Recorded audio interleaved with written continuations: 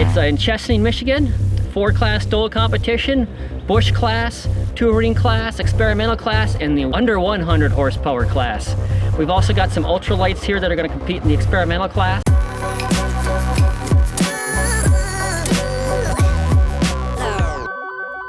Aviation, the way it was meant to be. The inaugural Great Lakes STOL 2021. We had 20 competitors, over 60 planes visited. On Saturday we had practice.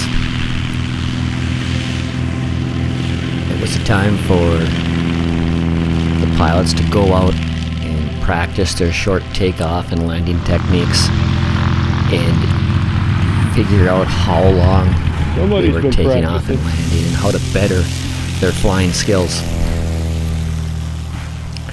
We allowed up to 5 aircraft in the pattern at a time, and for nearly 2.5 hours we had 5 aircraft in the pattern doing STOL takeoff and landings. We had 3 classes. No, we had 4 classes. We had a touring class, and that was any aircraft that was designed to hold 4 people. So Cessna 180s, Cessna 170s, Stinsons, Maules. We had a bush class. A bush class were 2-seat aircraft over 100 horsepower. Super Cubs, PA12s, anything else that would have had 2 seats. We had an experimental class, and that was any aircraft labeled experimental, any home-built aircraft. Then we had the under 100 horsepower class. That was aircraft with less than 100 horsepower. Taylorcrafts, Chiefs, Champs. We had a Grasshopper. If you had less than 100 horsepower, you could come and compete.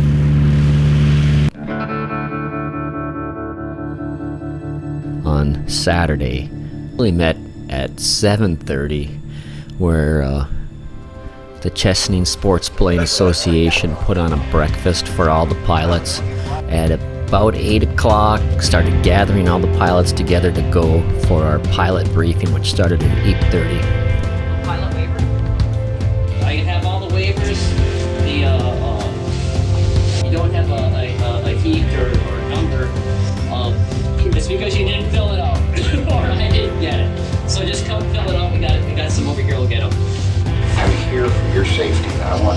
That's why we're here.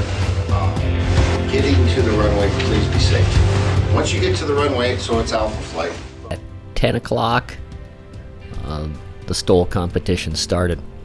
The first class was the under 100 horsepower class.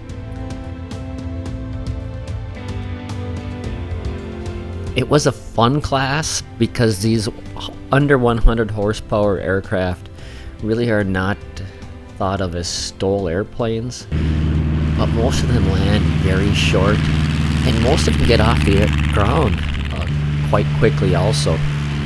They just don't climb very well.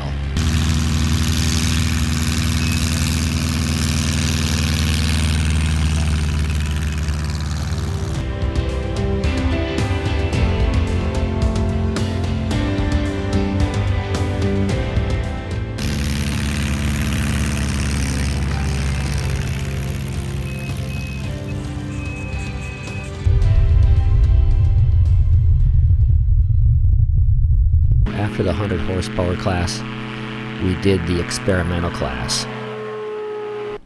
Now, there were some people in that experimental class that they exploited a loophole, and I found this intriguing and fun because the Quicksilvers, they are experimental and they're no longer ultralights. They're 2-seat. They were put into the experimental class, and they were putting out sub 200 foot numbers.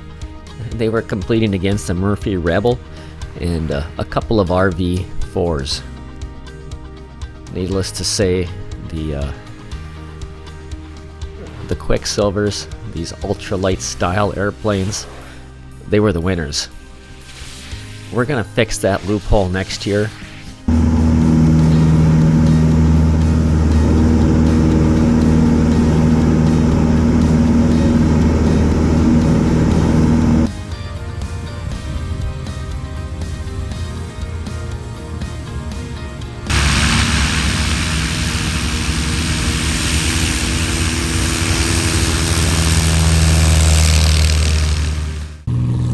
class was the touring class. We had a couple Stinsons, a Maule, a Super Pacer, and an Aeronca Sedan. And it provided a lot of competition with Steve winning in his M7 Maule.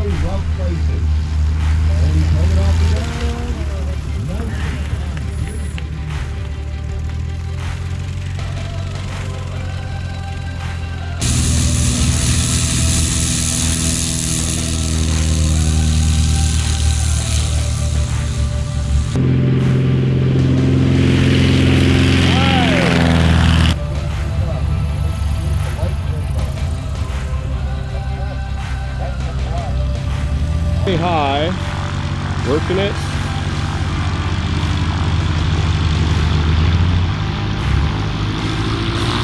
Nice job.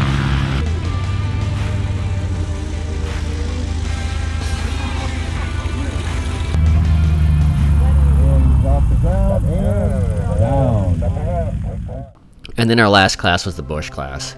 We only had 3 planes in the Bush class this year, 2 PA12s and a Super Cub, with Nate in his blue PA12 winning the competition. I believe a sub 400 foot total.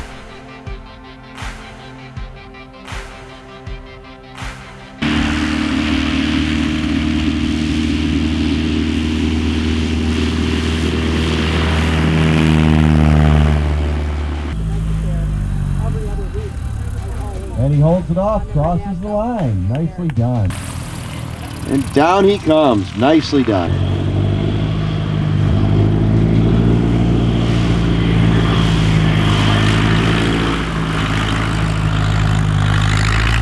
I think this is going to be every year now.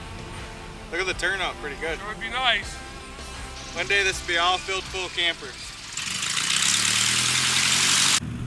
And here's a couple of laps around the pattern in the STOL contest from the pilot's perspective. Forward,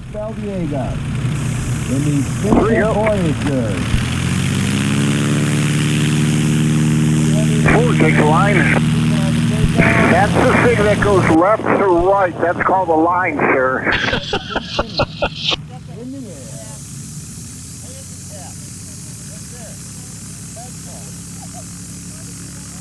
Okay, I'm going to say a big word. Do you understand?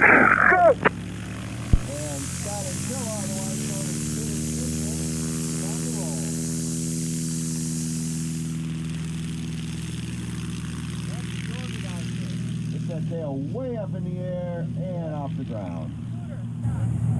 And Scooter Stinson is in the air in 360 feet. So we only got one more flight? Wow. I know, okay. 3 of them. Yeah, me, Jeff, and Aaron. Great Lakes STOL downwind. Hey, they want to grab a marker. I'm a little juiced up. And the Good times. Super Pacer is turning Did they grab a base. marker? Jerry! They want to grab a marker down here. Get on the line. Let's make it happen. And the Maule has a landing distance of 218 feet. Chris Valdiegas is dragging in his Stinson Voyager. Cross the line. Beautiful. Landed right on the line. Now, and on short final, Scott Antella, Scooter Stinson as he's called. Scooter has vortex generators on his airplane, which help with the low speed handling. Hopefully that'll buy him enough an edge to win this thing. Good. Nicely done. Cross the line, bring it to a stop. One, up to the line. Everybody else on the runway behind them. Just about a mile south of Chesting. Can you hear me? Yeah, I got you left, sir. Okay, these guys are taking off, keeping a right pattern. I suggest a left turn to the downwind, and I'll call your base for runway 9. 3, go.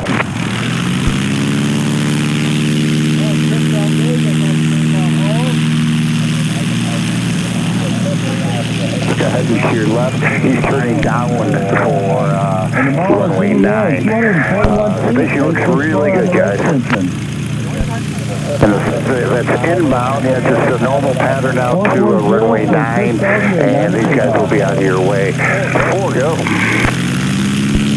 No worries.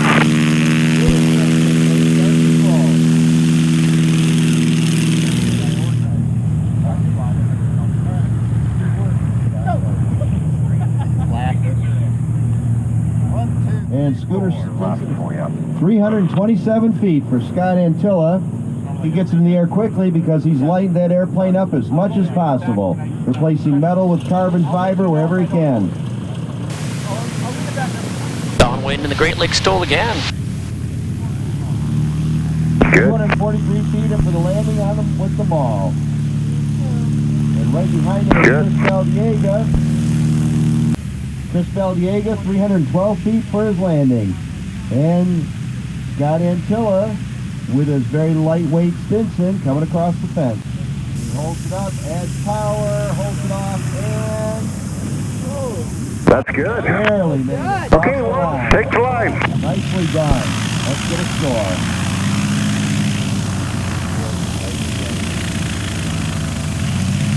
Everybody else on the runway behind them.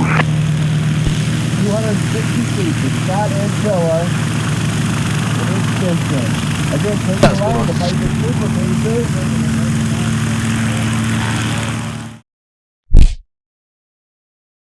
So here's the results for the first, or the inaugural, let's call it the inaugural Great Lakes STOL in the under 100 horsepower class, coming in with a total takeoff and distance, landing distance on their first attempt of 613. We have Lacey Ma in her Little Bird experimental class. These are the aircraft that people built themselves, and with a total of 195 feet. And that would be Jack White. Is Jack White here? Touring class. This was 80 aircraft that had 4 seats in it. And coming in with the a takeoff and landing distance of 484 feet was the Maule. Stephen Wedekemper, and in the Bush class, that was 2 seats or less, and it happened to be a whole bunch of Piper products.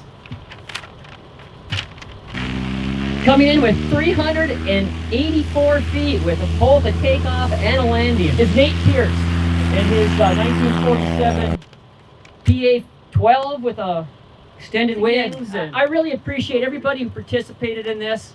You made it a really fun 2 days of flying. That I'm humbled by how many people decided to show up on some Facebook posts to both participate and watch and fly in. So thank you very much.